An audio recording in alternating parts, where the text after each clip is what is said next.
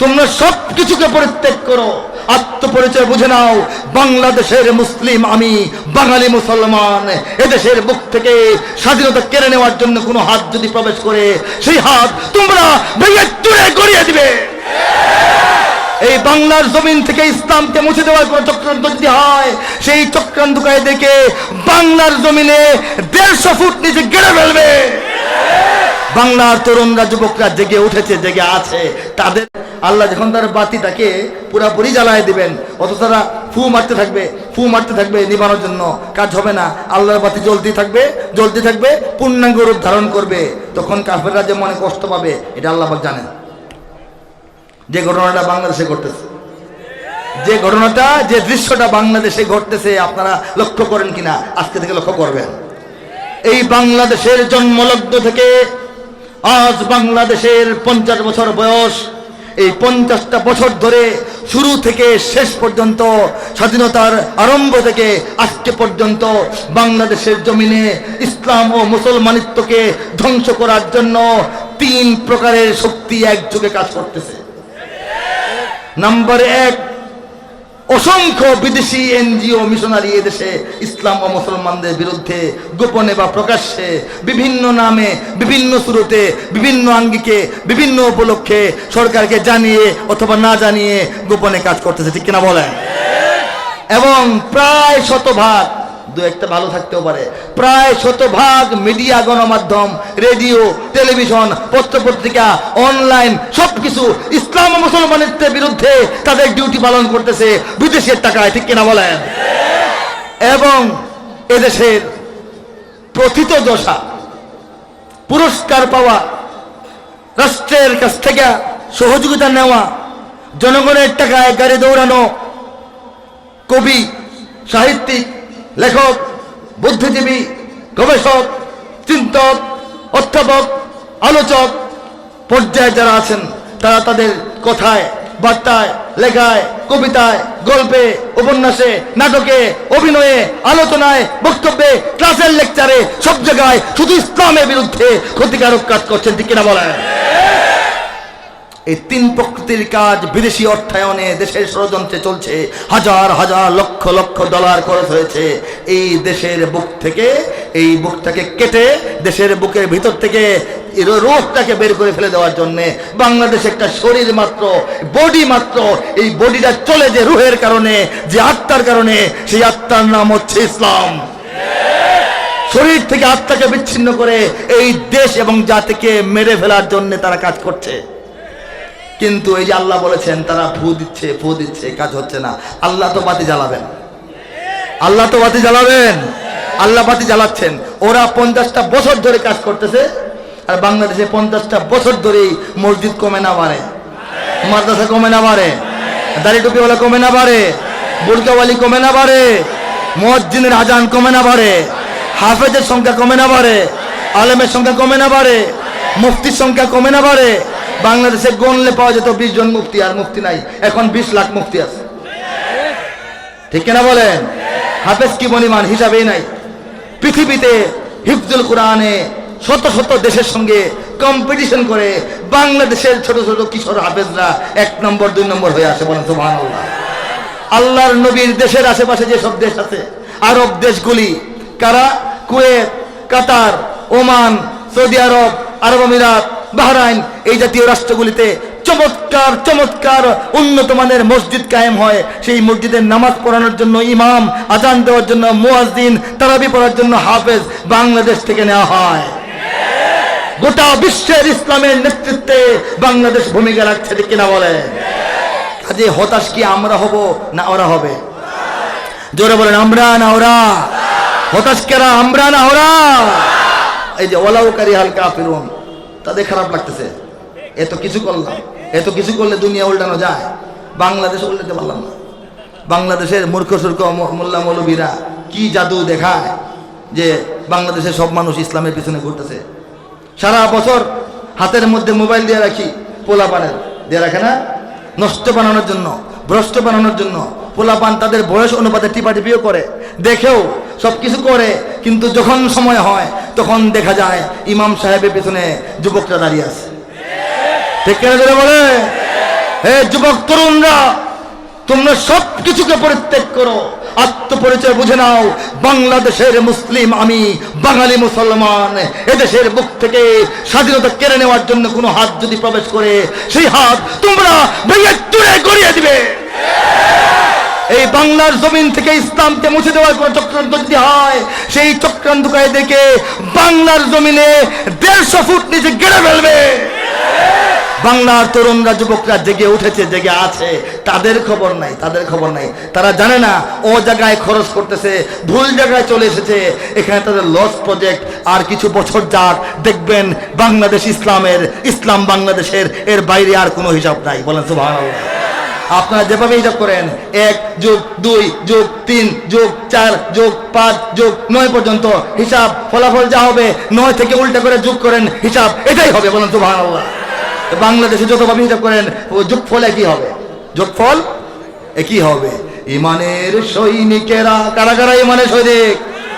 আল্লাহু আকবার, আল্লাহু আকবার। ইমানের সৈনিকেরা ভয় পেও না, ভয়বান। রাত্রি আধার হচ্ছে বলে, রাত আধার হতেই পারে, রাত আধার হওয়া খুশি হবেন, রাত বেশি হয়েছে মানে তাড়াতাড়ি ভোর হবে, ঠিক না? মাত্র সন্ধ্যা, এর মানে কি অনেক দেরি।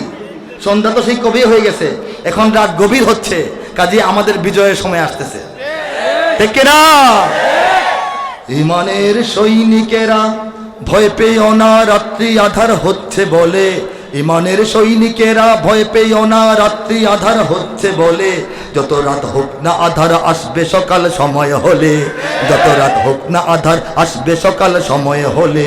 এ স্বাধীন জন্মভূমির রক্ষীরা সব প্রস্তুতি নাও দিন বদলে। এই স্বাধীন বাংলাদেশ জন্মভূমি, মাতৃভূমি রক্ষার জন্য কারা নিজেদেরকে রক্ষী মনে করে? না তোলেন তো। কাউকে ছাড়বো আমরা? কাউকে ছাড়বো? দল মত নির্বিশেষে ইসলাম রক্ষা এবং স্বাধীনতা রক্ষার জন্য আমরা এক দল, একমত, ঠিক কিনা বলেন? এই স্বাধীন জন্মভূমির রক্ষীরা সব প্রস্তুতি নাও দিন বদলে। দিন বদলে দেব আমরা, ঠিক কিনা? এই স্বাধীন জন্মভূমির রক্ষীরা সব প্রস্তুতি নাও দিন বদলে। এ লড়াই লড়তে হবে শক্তি সাহস বুদ্ধি বলে। এ লড়াই লড়তে হবে শক্তি সাহস বুদ্ধি বলে, ঠিক কিনা? জালিমের থামবে জুলুম, আর কটা দিন ধৈর্য ধরো। ছোট হার নাও সয়ে আজ, ছোট হার নাও সয়ে আজ, সামনে বিজয় আসবে বড়। ছোট ছোট পরাজয় মনে হয় পরাজয়, আসলে পরাজয় নয়। হ্যাঁ, আল্লাহ রাসূল যখন মদিনায় রওনা হইলেন, প্রাণ কাঁদতেছে মদিনায় ঢোকার জন্য, এক জায়গায় কাফেররা এসে থামায় দিল, না যেতে পারবেন না। আল্লাহ নবী বললেন, আমরা যুদ্ধের জন্য যাচ্ছি না, সঙ্গে কোনো অস্ত্রপাতি নাই, আল্লাহর ঘরটা তওয়াফ করে চলে আসবো। শান্তিপূর্ণ কাফেলা, শান্তিপূর্ণ সফর। কাফেররা মানলই না, দাপট দেখালো। তাদের দাপট তখন ছিল যার থাকে সে দেখায়, ঠিক কিনা বলেন? আল্লাহ রাসূলের সঙ্গে সাহাবায়ে কেরাম দুঃখ পেলেন, যাদের ইমানি জজবা একটু বেশি, তারা ক্ষিপ্ত হইলেন। আল্লাহ রাসূল দুঃখ যারা পেয়েছেন তাদেরকে দুঃখ পাইতে না করলেন, যারা ক্ষিপ্ত হয়েছেন তাদেরকে ক্ষিপ্ত হইতে না করলেন। এবং সুলহে হুদাইবিয়া, হুদাইবিয়ার ঐতিহাসিক সন্ধি হয়ে গেল তাদের সঙ্গে একটা চুক্তি। এবছর নয়, আগামী বছর তোমাদেরকে ঢুকতে দেবো, এই বছর চলে যাও, আগামী বছর আমরা প্রস্তুত থাকবো, ভালো করে তোমরা এসা একটু আল্লাহর ঘর দেখে যাও। কারা বললো? কাফেররা বলল। অনেকগুলি চুক্তি করলো, যে চুক্তিগুলি মুসলমানদের জন্য পরাজয়মূলক, অপমানমূলক। যুদ্ধ বন্ধ, যুদ্ধবিরতি করা হলো। এক পর্যায়ে আমি ভেঙে ভেঙে বললে এটার পেছনে সময় যাবে। অনেকগুলি চুক্তি ছিল, অনেকগুলি শর্ত ছিল। এর মধ্যে একটা এমনও ছিল যে আমাদের মধ্যে যতদিন যুদ্ধবিরতি চলবে, যুদ্ধবিরতি, যুদ্ধ হবে না কুরাইশদের সঙ্গে মুসলমানদের, ততদিন পর্যন্ত এই মদিনা থেকে যদি কোনো মুমিন মুসলমান তাদের পূর্ব ধর্মে ফিরে যায়, আবার মক্কায় চলে যায় কুরাইশদের কাছে, তাকে আমরা রেখে দিব, আদর আপ্যায়ন করে রেখে দিব, কাফেররা বলতেছে। আর আমাদের এই মক্কা থেকে যদি কোনো কুরাইশদের সন্তান ইসলাম গ্রহণ করে তোমাদের কাছে চলে আসে, তাকে তোমরা আমাদের হাতে তুলে দিবা। ফিরিয়ে দিতে হবে, অপমানজনক। এরকম অনেকগুলি বেশ কিছু চুক্তি ছিল।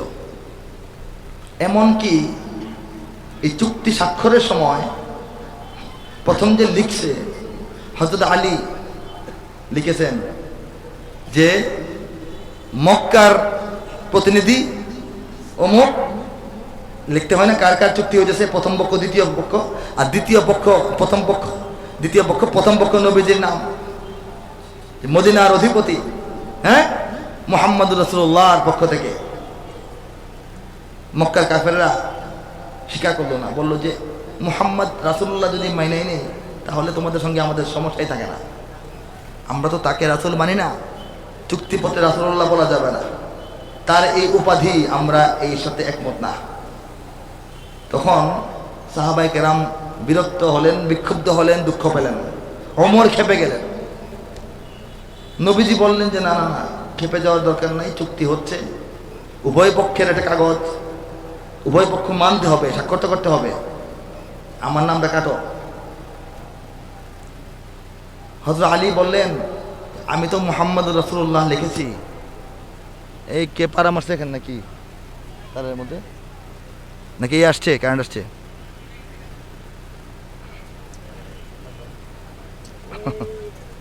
হয়ে যাবে হয়ে যাবে।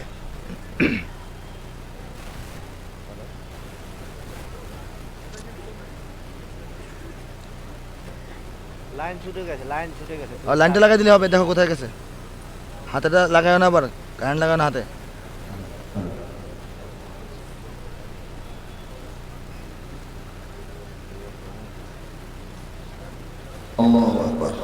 সংক্ষেপে শেষ করি।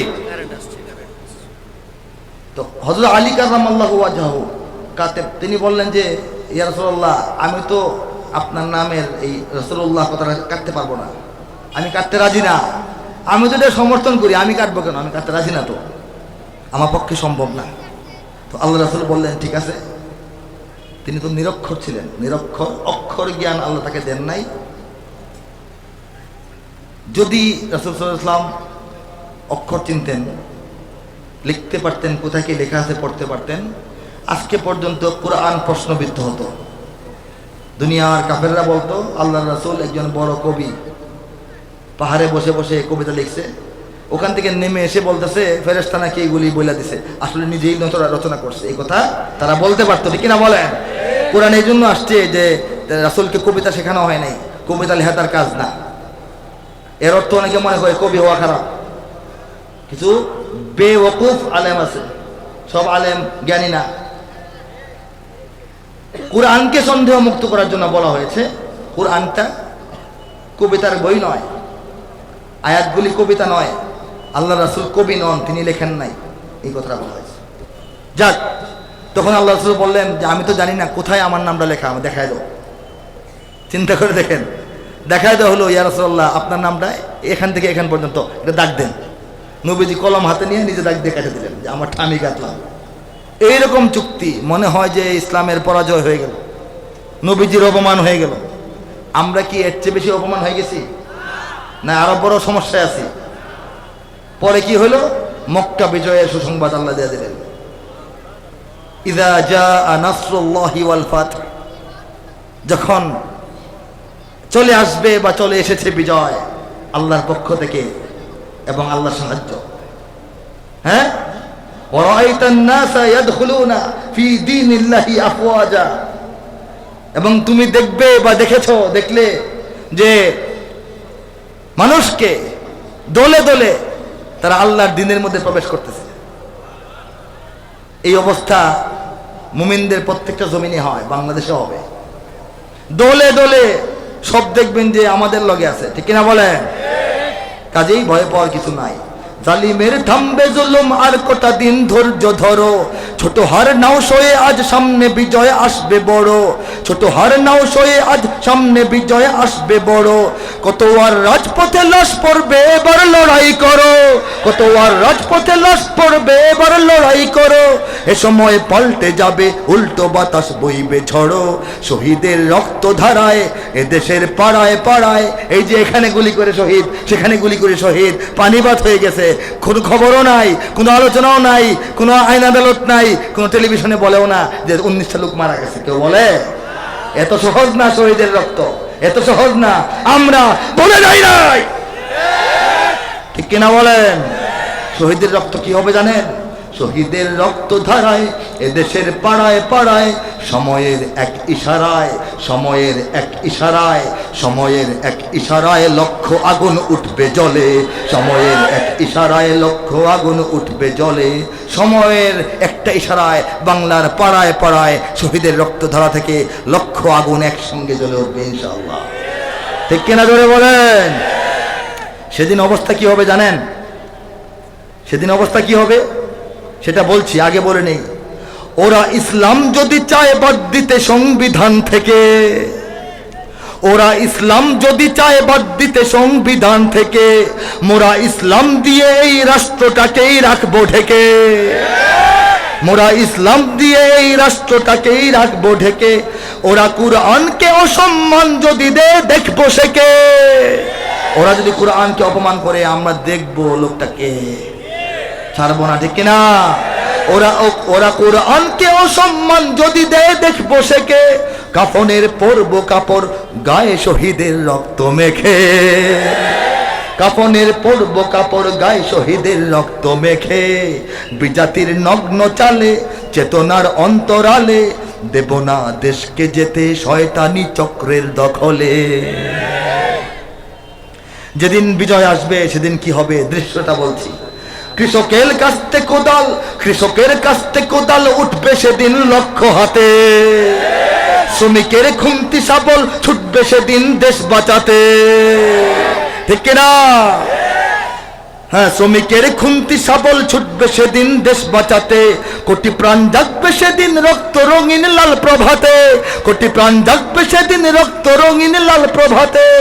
আজানের উঠবে ধ্বনি, আজানের বাজবে ধ্বনি ওই পাহাড়ের সব চূড়াতে। আজানের বাজবে ধ্বনি ওই পাহাড়ের সব চূড়াতে।